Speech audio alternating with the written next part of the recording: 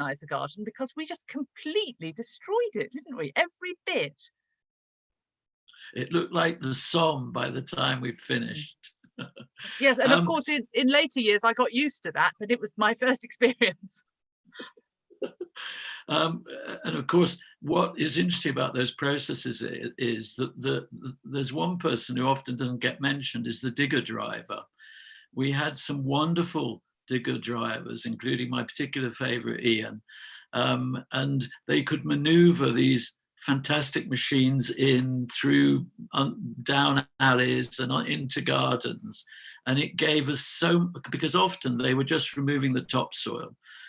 People say, "Oh, why don't you dig?" Well, it's not, topsoil isn't that interesting. Garden soil isn't that interesting. So it enabled us to get rid of what was the overburden of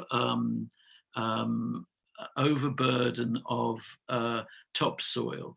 And those digger drivers, particularly people like Ian, who were absolute masters with it, really made a difference. I've got a question from Glorin Dellin. I think that's the right way of saying her name. Pat buried Henry in a special bag after excavating him. What normally happens to all the skeletons excavated during an archaeological dig?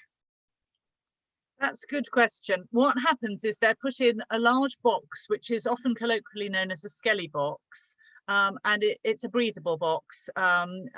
It's a good environment for them, and a skelly box can hold precisely a skeleton. It's a nice neat shape, and they're stored because they're kind of almost reburied, but above ground. We keep them respectfully, but not. But where they're accessible so that they can be studied again. Okay, Helen, just I'll stop you a minute. We're still recording this, but I think we've gone off air on YouTube again, although I've got live on YouTube. So everybody's shaking their heads at me and waving their hands in the air.